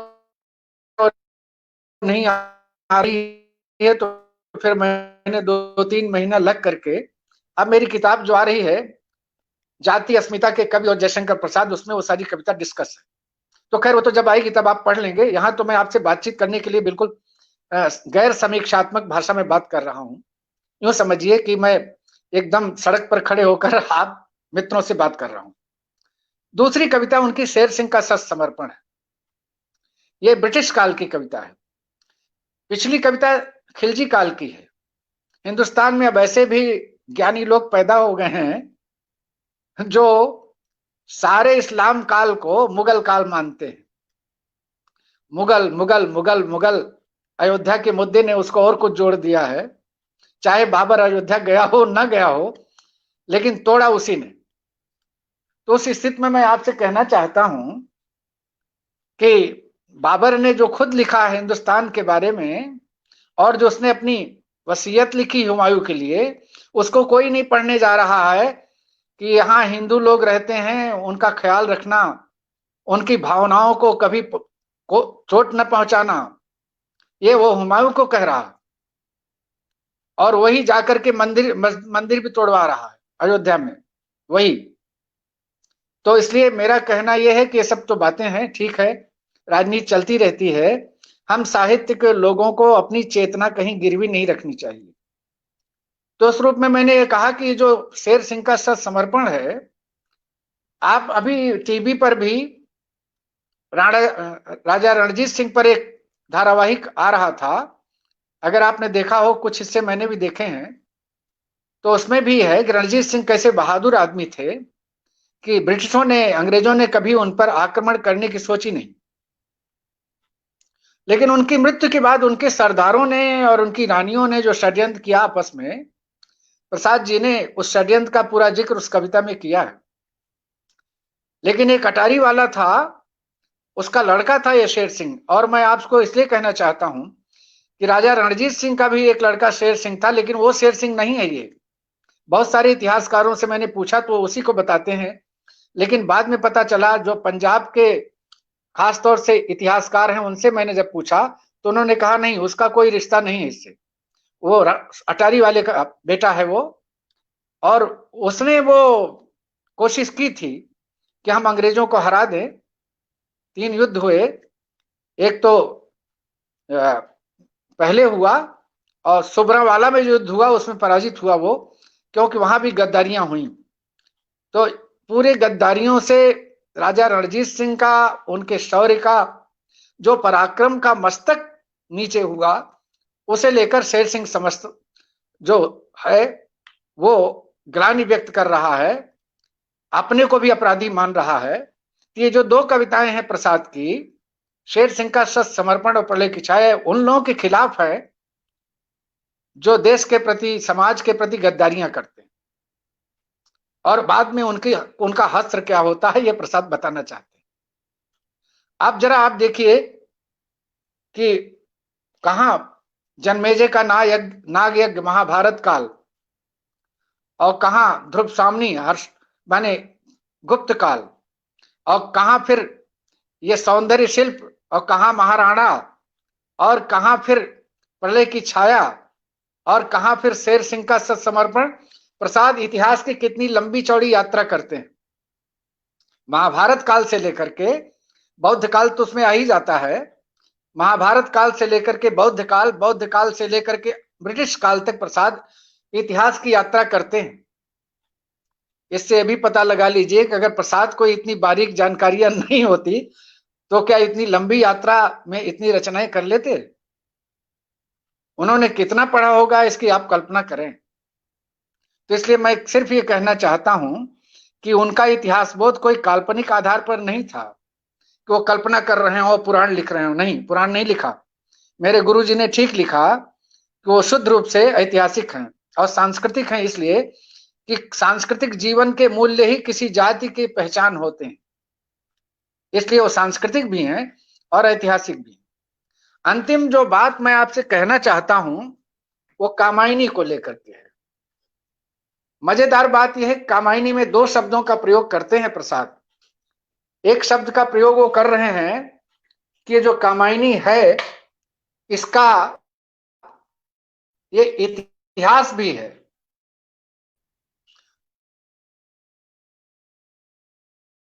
और दूसरा प्रयोग वो कर रहे हैं कि कामायनी जो है वो आख्यान भी है। ये 2 शब्द ऐसे हैं जो बड़े विचित्र हैं, और इन दोनों शब्दों को जब आप विचारें क्या रिश्ता है, जिन्होंने संस्कृत साहित्य का इतिहास लिखा है, तो आपको पता चलेगा कि एबी कीथ ने यह कहा है कि जो कहानियां लिखी जाती हैं कल्पना आधारित, उनको आख्यान नहीं कहते। आख्यान सिर्फ वे हैं जिनमें इतिहास मिश्रित रहता है, माने मूल आधार इतिहास रहता है, उसमें कल्पना मिलाई जाती है, तब वो आख्यान होता है। और अगर वो कल्पना ना मिलाई जाए तो शुद्ध इतिहास होता है, जिसको नीरस इतिहास कहते हैं, जो इतिहासकार लोग लिखते हैं। कई शब्द हैं प्राचीन परंपरा में। आज मैं अपने मित्र राधा वल्लभ जी त्रिपाठी से पूछ रहा था कि ये जो इतिहास है गाथा है, नाराशंसी है, और इसके साथ साथ ये जो आख्यान है, ये क्या है सब? क्योंकि मैं जब कभी संस्कृत साहित्य के पदों पर विचलित होता हूँ, भ्रमित होता हूँ, तो मैं अपने मार्ग निर्देशक के रूप में उन्हीं से व्याख्या करवाता हूँ और उन्हीं से जानकारियां लेता हूँ। तो मैं आपसे कहूं कि उन्होंने जो कहा कि ये जो नाराशंसी है, ये तो महत्वपूर्ण व्यक्तियों की प्रशंसा का काव्य है, तब मैंने उनसे कहा कि ये शुक्ल जी ने जो हमारे हिंदी साहित्य का इतिहास लिखते हुए वीर गाथा काल वाली बात कही, उन्होंने क्यों इसको वीर गाथा काल कह दिया? तो उन्होंने कहा कि या तो शुक्ल जी को पता नहीं रहा होगा कि नाराशंसी नाम का भी कोई काव्य होता है। मैंने फिर उनसे एक सवाल किया कि आप कृपा करके हमको ये भी बताएं कि शुक्ल जी ने जो वीर गाथा कहा, ये कहीं बैलेट से तो नहीं ले लिया, पश्चिम से? और उनको नहीं पता होगा, ये मेरा मन नहीं कह रहा कि मैं मान लूं, क्योंकि शुक्ल जैसे महान आचार्य के बारे में इस तरह की बातें सोचना भी अपराध मान लिया जाएगा। तो उन्होंने कहा कि ऐसा कोई जरूरी थोड़े है कि शुक्ल जी को सब पता ही रहा हो। तो मैंने कहा कि मैंने फिर उनसे एक सवाल किया जो आप मित्रों से भी शेयर कर रहा हूं, इस पर आप सोचिए कि जब हमारे रचयिता खुद कह रहे हैं कि हमारा काव्य जो है वीर गाथा काव्य नहीं, वीर गाथा नहीं है, वो रासो है, तो सीधे सीधे रासो काल ही क्यों नहीं शुक्ल जी ने मान लिया, जैसा कि राहुल संकीर्तन उसको कहते हैं? तो उन्होंने कहा कि हो सकता है कि शुक्ल जी उस समय पश्चिम के बहुत सारे पारिभाषिक पदों से आक्रांत हो, इसलिए उन्होंने कह दिया। तो आख्यान के बारे में फिर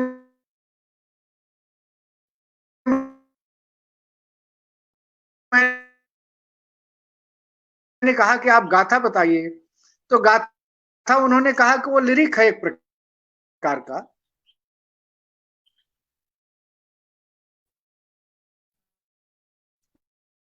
गाथा। तो मैंने कहा फिर आख्यान? तो उन्होंने कहा आप लिखते हैं कि प्रसाद ये बात आख्यान और इतिहास को मिलाकर कह रहे हैं। इतिहास शायद इसलिए कह रहे हैं कि शतपथ ब्राह्मण में प्रलय की कथा का वर्णन है, और आख्यान इसलिए कह रहे हैं कि कामायनी में और मनु, श्रद्धा और इड़ा की कथा में कुछ कुछ कल्पना भी मिली होगी, इसलिए सारे पुराण आख्यान कहे जाते हैं। महाभारत जो है वह भी आख्यान है, लेकिन वासुदेव शरण अग्रवाल जैसे महान चिंतक ने, जो उसी बनारस हिंदू विश्वविद्यालय में आचार्य थे, उन्होंने कहा कि मैं तो महाभारत को पुराण मानता हूं। लिख दिया है उन्होंने भारत सावित्री वाले ग्रंथ में। ये कुछ ऐसे शब्द हैं जो संस्कृत के शास्त्र में हैं, संस्कृत चिंतन में है। गाथा, नाराशंसी, आख्यान, महाख्यान, उपाख्यान और इतिहास। तो इसलिए मैं आपसे यहां कहना चाहता हूं कि प्रसाद ने इतिहास का भी इस्तेमाल किया भूमिका में, और उन्होंने आख्यान का इस्तेमाल भी किया है। अब जरा इस पर विचार कीजिए, कामायनी क्या है? कामायनी आख्यान है या इतिहास है, या आख्यान और इतिहास दोनों है? तो अगर हम शतपथ ब्राह्मण की प्रलय की कथा को सत्य माने, जो कि तमाम संस्कृतियों में अलग अलग ढंग से प्रचलित है, इस्लाम में भी है, ईसाइयत में तो है ही नूह की कथा, और अपने यहां है ही। तो एक तो प्रसाद जी ये भी कहना चाहते हैं कि कामायनी की जो सभ्यता है वो मानव सभ्यता है, देव सभ्यता नहीं है। और मानव सभ्यता इसलिए कि वो देव सभ्यता के बेहद विरुद्ध हैं प्रसाद।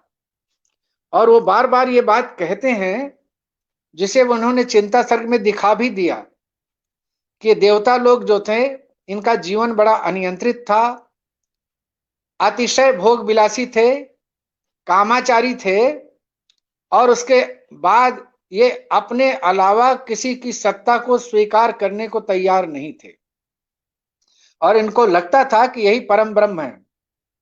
इसलिए इनकी संस्कृति और इनकी सभ्यता नष्ट हुई। इसलिए जो देव सभ्यता का विनाश प्रसाद जी दिखा रहे हैं, और उस प्रलय की भयानकता प्रदर्शित कर रहे हैं, तो उसमें प्रसाद मान रहे हैं कि ऐसी दैवी सभ्यता किस काम की, जो केवल हर प्रत्येक वस्तु को भोग की वस्तु समझे। चिंता सर्ग उनका इसी पर है। यहां आकर अचानक मुझे गांधी की याद आती है, और इसलिए आती है कि गांधी ने हम आधुनिक सभ्यता वालों को ये बात कही कि प्रकृति के पास इतनी समृद्धि है, इतना वैभव है कि वो हमारी जरूरतों को पूरा कर सकती है, लेकिन प्रकृति के पास इतनी लाचारी भी संभव हो सकती है जब किसी भूखे आदमी की भूख को वो तृप्त न कर पाए, क्योंकि उसे भूख नहीं है, सिर्फ सत्ता और भोग की भूख है। तो इसलिए गांधी और प्रसाद में यहां मुझे बेहद समानता दिखती है, और उस समानता को हमको ध्यान में रख करके ही कामायनी में मानव सभ्यता के विकास को पहचानना पड़ेगा। कामायनी की जो मानव सभ्यता है वह अभी कोई बहुत दूध की धुली हुई नहीं है। जैसा भवानी भाई ने अपनी कविता में लिख दिया कि निरापद कोई नहीं है, ठीक आदमकद कोई नहीं है, न तुम न मैं न वे न तुम न मैं। फिर उसके बाद एक टुकड़ा लिखते हैं, कोई है कोई है कोई है जिसकी जिंदगी दूध की धोई है, हो तो भी नहीं है, दूध किसी का धो भी नहीं। ये जो बात भवानी भाई में भी देव सभ्यता के बहुत सारे अवशेष रहे होंगे, लेकिन कुल मिला के जो मनु जिस सभ्यता का निर्माण करने चले हैं, इसलिए वो निरंतर श्रद्धा के संपर्क में आने के बाद आकुल और किलाद के संपर्क में भी आते हैं। माने प्रसाद ये गुंजाइश रखते हैं कि मानव सभ्यता भी चूकें करेगी, लेकिन जब चूकें करेगी तो उसे अपनी चूकों का खमियाजा भी भुगतना पड़ेगा, और उस खमियाजे को भुगतने के लिए उसे तैयार रहना पड़ेगा। चला जाएगा जैसा ईड़ा सर के बाद आपसे कहना चाहता हूं कि ये जो प्रसाद वो नई सभ्यता क्या, उस रहस्यवाद वाले निबंध में जहां प्रसाद कहते हैं कि सारी सृष्टि काम के द्वारा गई है, लेकिन वो स्पष्ट करते हैं कि काम जो है वो पश्चिम का लभ मात्र नहीं है, सेक्स मात्र नहीं है, वो भारत का वो राग भाव है जो सृष्टि के रचने का कारण है और सृष्टि में होने का कारण है और सृष्टि के होने का कारण। लेकिन आपको उसकी लिमिट, उसकी मर्यादा बांधनी पड़ेगी। इसलिए मैं अपने प्राय हर वक्तव्य में वो दो शब्द उपनिषद का लाता हूं जो बहुत महत्वपूर्ण है, श्रेय और प्रेय। प्रेय का मतलब, जिसके लिए अंग्रेजी में कहावत चलती है कि जो ग्लिटरस है, चमकीला है, जगमग है, वो प्रेय है। लेकिन अगर उसको मुझे घरेलू भाषा में समझाना हो तो सादी दाल, सादी रोटी, सीधे सीधे शुद्ध भात, उसी के बगल में अचार और चटनी। तो अचार और चटनी को आप प्रेय मान लीजिए, जो आपके स्वाद को बढ़ा तो सकते हैं लेकिन जीवन नहीं दे सकते। अगर हम दाल को, भात को, रोटी को छोड़ के केवल चटनी और अचार खाने लगे तो मर जाएंगे। यही प्रेय है। प्रेय बहुत स्वादिष्ट होता है, रुचिकारक होता है, आकर्षक होता है, लेकिन वह जीवन को रचने और जीवन को धारण करने की क्षमता से संपन्न नहीं होता, क्योंकि जीवन हमें मिला है इसके आगे जाने के लिए। प्रसाद की कविता है प्रेम पथिक, उसमें प्रसाद जी का जो कथन है उसको हमेशा याद रखना चाहिए। प्रत्येक व्यक्ति को इस पथ का उद्देश्य नहीं है शांत भवन में टिक रहना, किंतु पहुंचना उस सीमा तक जिसके आगे राह नहीं। तो प्रसाद जो है वो वस्तुतः ये कहना चाहते हैं कि शादी कीजिए, गृहस्थी कीजिए, दिनचर्या मान करके उसी में लिपट करके मर मत जाइए। आप कमल में पड़े हुए भंवरे की स्थिति में मत आइए। आप उसका रसपान तो कीजिए, परागपान तो कीजिए, लेकिन इस होश में भी, इस चेतना में भी रहिए कि आपको उससे मुक्त होकर के बाहर भी आना है। श्रेय यही है जो आपको अलग दिशा में, अलग मार्ग पर ले जाता है। यही प्रसाद का आनंद मार्ग है। आनंद मार्ग का रास्ता श्रेय से फूटता है और भोग का रास्ता प्रेय से फूटता है। तो प्रसाद जो है वो इस संसार में जिस तरह का अनुभव कर रहे थे धीरे धीरे, वो अनुभव यही था कि ये नया हिंदुस्तान कहीं फिर से भोग की तरफ न बढ़ने लगे। आजकल एक शब्द चलता है ना, कंज्यूमर्स। अब हम पहले ह्यूमन रिसोर्स पर्सन, माने हमारा शिक्षा मंत्रालय जो है, पहले ह्यूमन रिसोर्स मंत्रालय था। हम रिसोर्स थे, मनुष्य नहीं थे। अब बाजार ने हमको कह दिया कि नहीं, आप कंज्यूमर हैं, मनुष्य नहीं है। हमारी ये दुर्गति, हमारी ये पहचान बन गई। प्रसाद कहते थे तुम्हें इस ह्यूमन रिसोर्स से और इस जो भोगवादी बाजार है, इसके बाजार के ग्राहक के तौर पर इससे नहीं, मनुष्यता की तरफ बढ़ना है। ये जो मनुष्यता है वह अकेले का सुख नहीं है, अकेले का दुख नहीं है, वो सामूहिकता का है, जिसको श्रद्धा ने मनु को समझाया कि औरों को हंसते देखो मनु, हंसो और सुख पाओ। अपने सुख को सीमित कर लो, सबको सुखी बनाओ। ये कबीरदास वगैरह भी खूब कहा गए, इसलिए इसको आपको याद दिलाने की जरूरत नहीं है। तो प्रसाद का इतिहास बोध केवल मोटी मोटी तौर पर इतिहास का आकलन नहीं है। उस इतिहास में चेतना की कितनी करवटें, संस्कृतियों के कितने मूल्य हैं, जीवन के कितने जरूरी मर्यादाएं हैं। और प्रसाद जी एक बात और कहते हैं कि संस्कृति ही सौंदर्य बोध की पराकाष्ठा है। इसलिए जिसका सौंदर्य बोध सबसे परिष्कृत होगा, उसकी संस्कृति भी सबसे ऊंची होगी। उर्दू में लोग ये नहीं पूछते आपका घर कहाँ है, उर्दू में पूछते हैं जी आपका दौलत खाना कहाँ है। माने सीधे सीधे तो पूछ सकते हैं कि आपका घर कहाँ है, और आपका दौलत खाना कहाँ है तो जवाब देते हैं उर्दू वाले कि जी मेरे गरीब खाना तो उधर है, वहां। ये जो दो शब्द हैं, दौलत खाना, पूछने वाला जिससे पूछा जा रहा है उसको गौरव दे रहा है, और बताने वाला जवाब में विनम्रता पेश कर रहा है। संस्कृति का सौंदर्य यहां है।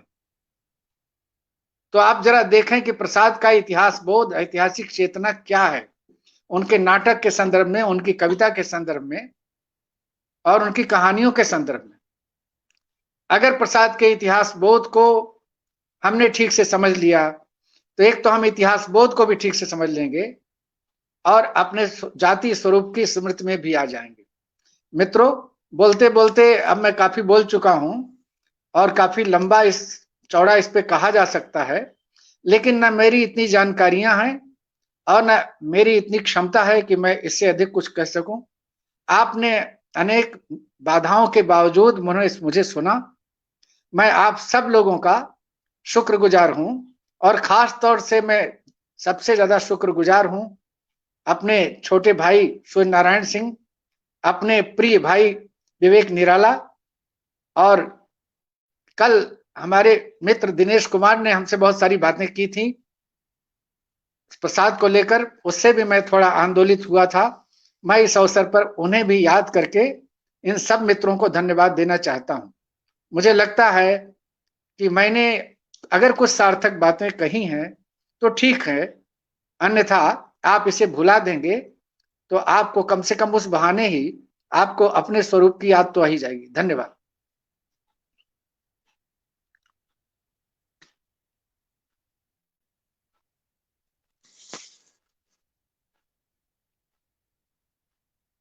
जी सर, आपको अपने स्वरूप की याद तो आ ही जाएगी। धन्यवाद।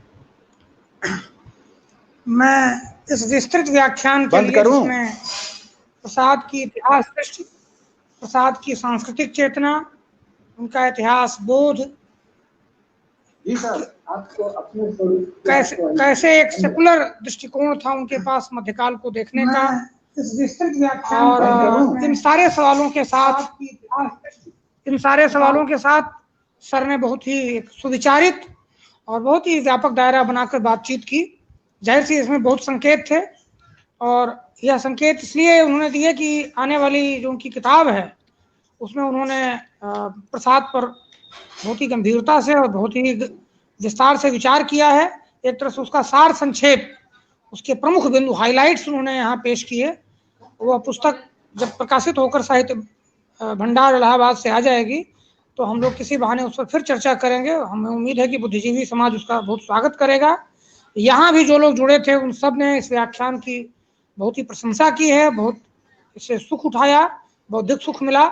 मैं सबकी ओर से, अपनी ओर से, अपने मित्र विवेक की ओर से, अपने मित्र दिनेश कुमार जी की ओर से, मुक्तिबोध साहित्यिक मंच की ओर से इस व्याख्यान के लिए, इस सारगर्भित व्याख्यान के लिए प्रोफेसर विजय बहादुर सिंह सर का बहुत ही आभार प्रकट करता हूँ, उनके प्रति बहुत कृतज्ञता प्रकट करता हूँ कि उन्होंने हमारे मंच से जुड़कर एक सारगर्भित व्याख्यान दिया। बहुत बहुत धन्यवाद सर, बहुत बहुत आभार।